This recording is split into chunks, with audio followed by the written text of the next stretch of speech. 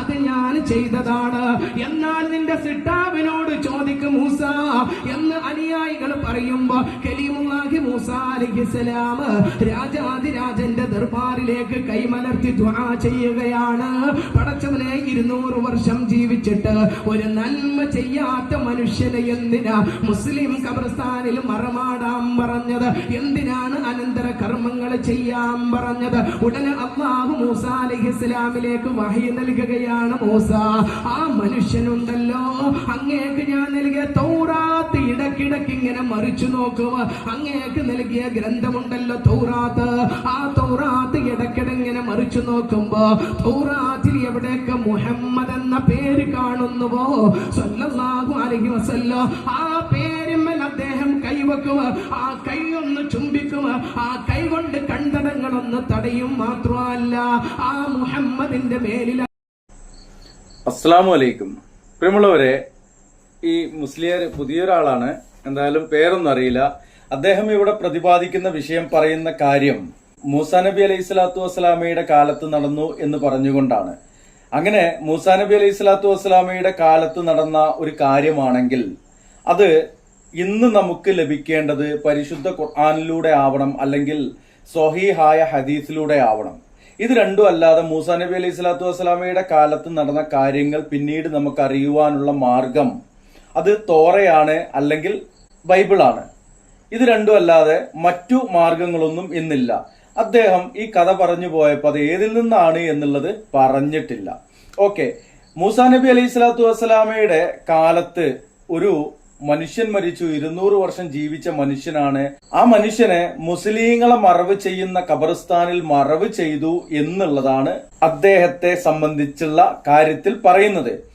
ഇന്ന് മുസ്ലിം അല്ലാതെ മുസ്ലിം കമ്മ്യൂണിറ്റിയിൽ ജീവിക്കുന്ന പല ആളുകളും ഇസ്ലാമിന്റെ ഒരു ഷിആറുകളും എടുത്ത് കൊണ്ടു നടക്കാത്ത, പള്ളിയിലേക്ക് കയറാത്ത, അല്ലെങ്കിൽ മറ്റുള്ള അനിസ്ലാമികതയിലൂടെ ജീവിക്കുന്ന ആളുകൾ പോലും ഉറ്റവരും ഉടയവരും മുസ്ലിം ആണെങ്കിൽ ആ ആളുകളെയെല്ലാം ഖബർസ്ഥാനിൽ കൊണ്ടേ മറവ് ചെയ്യാറുണ്ട്. പിന്നെ അനന്തര കർമ്മങ്ങൾ എന്നാണ് പറഞ്ഞത്. ഒരു മനുഷ്യൻ മരണപ്പെട്ട് കഴിഞ്ഞാൽ അനന്തര കർമ്മങ്ങൾ എന്ന് പറഞ്ഞുകൊണ്ടൊരു കർമ്മം ഇസ്ലാമിൽ ഇല്ല. മൂസാ നബിയുടെ കാലത്തും അങ്ങനല്ല, റസൂലുള്ളാഹി സ്വല്ലല്ലാഹു അലൈഹി വസല്ലം അങ്ങനെ പഠിപ്പിച്ചിട്ടുമില്ല. ഇനി അതൊക്കെ അവിടെ നിൽക്കട്ടെ. തൗറാത്തില് മുഹമ്മദ് എന്ന് കാണുന്ന ഭാഗത്തൊക്കെ തൊടും. അത് ഒരു ബുക്കൊക്കെ ഇങ്ങനെ എടുത്തിട്ട് ആ ബുക്ക് ഇങ്ങനെ മറിച്ചു നോക്കിയിട്ടാണ് അദ്ദേഹം പറയുന്നത്. തൗറാത്തില് മുഹമ്മദ് എന്ന് കാണുന്നിടത്തൊക്കെ ഇങ്ങനെ തൊടും, എന്നിട്ട് ഉമ്മ വെക്കും, മേത്തുകൂടി തുടക്കും എന്നുള്ളതൊക്കെയാണ് അദ്ദേഹം ഇവിടെ പറയുന്നത്. അങ്ങനെയെങ്കിൽ തൗറാത്തില് മുഹമ്മദ് നബിയുടെ പേര് പരാമർശിച്ചു എന്നുള്ളതാണല്ലോ ഇപ്പോ ഇവിടെ പറയുന്നത്. ഉണ്ടാവുമായിരിക്കാം.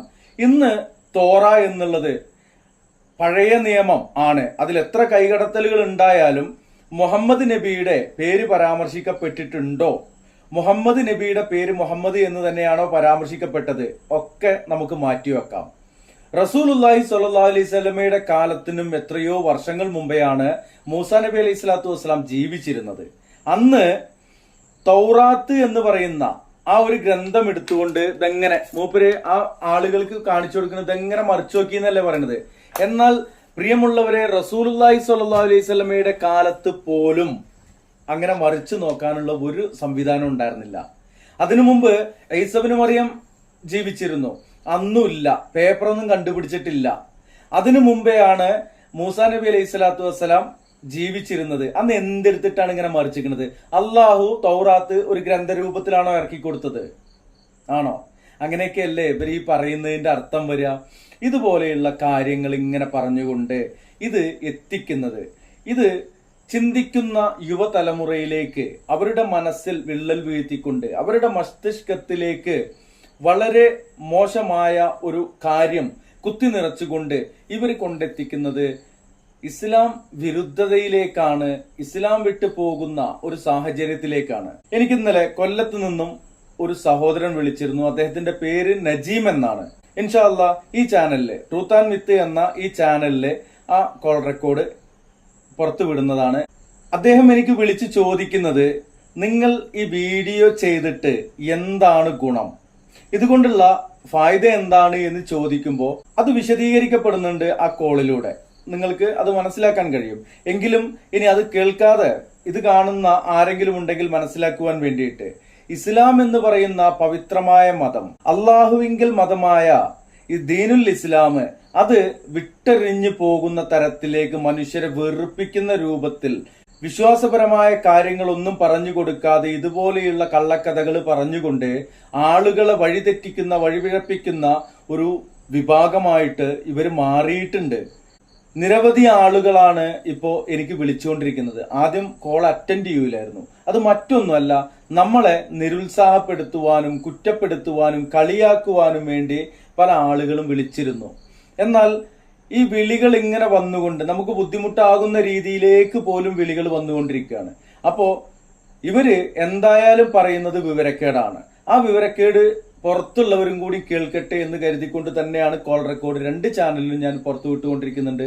നിരവധി കോൾ റെക്കോർഡുകൾ നമുക്ക് പുറത്തു വിടാണ്ട് എല്ലാം ഒന്നും വിടുന്നില്ല. മറ്റൊന്നുമല്ല, ഈ ഒരു കോളാണ്ട് ചെയ്താൽ അതങ്ങനെ ചെയ്യാൻ പറ്റൂല്ലോ, അത് പിന്നെ ആകുമ്പോൾ പണിയെടുക്കണമല്ലോ. അപ്പൊ അതിന് സമയം കിട്ടാത്തത് കൊണ്ടാണ് ഇടക്കും തലക്കൊക്കെ ആയിട്ട് കോൾ റെക്കോർഡുകൾ വന്നുകൊണ്ടേയിരിക്കും. ഇൻഷാ അല്ലാഹ് ഉപകാരപ്രദമാകുന്ന കോൾ റെക്കോർഡുകൾ തന്നെയാണ് നമ്മൾ പുറത്തു വിടുന്നത്.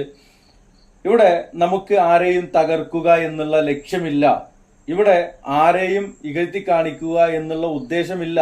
ഇതുപോലെയുള്ള ആളുകൾ ഇതുപോലെയുള്ള കാര്യങ്ങൾ പറയുമ്പോൾ അത് എന്താണ് എന്ന് വിശദീകരിക്കപ്പെടുക തന്നെ വേണം. ഇത് കേട്ടുകൊണ്ട് ഈ ജനറേഷനിലുള്ള, ഈ കാലഘട്ടത്തിലുള്ള യുവാക്കള് അവര് വഴിതെറ്റി പോകുന്നുവെങ്കിൽ അവരെ അതിൽ നിന്ന് തിരിച്ചു കൊണ്ടുവരുവാൻ ഇവരെ കൊണ്ട് കഴിയില്ല. എന്നാൽ ഇവര് പറയുന്നത് അത് അവര് കാരണമാണ്, വഹാബി കാരണമാണ്, മൗദൂദി കാരണമാണ് എന്നുള്ള ആ തരത്തിലുള്ള പദങ്ങൾ ഉപയോഗിച്ചുകൊണ്ടാണ് മറ്റുള്ളവരുടെ തലയിലേക്ക് അത് ചാർത്തി കൊടുത്തുകൊണ്ടിരിക്കുന്നത്. ഇൻഷാ അല്ലാഹ് അതൊരിക്കലും അനുവദിക്കപ്പെടാൻ കഴിയില്ല. അതുകൊണ്ട് തന്നെ ഇത് നമ്മൾ തുറന്നു പറഞ്ഞുകൊണ്ടേയിരിക്കും. ഇൻഷാ അല്ലാഹ് അടുത്തൊരു തള്ളുമായിട്ട് കണ്ടുമുട്ടാം. അതുവരയ്ക്കും സൈനിങ് ഔട്ട്, മൻസൂർ മണ്ണാർക്കാട്.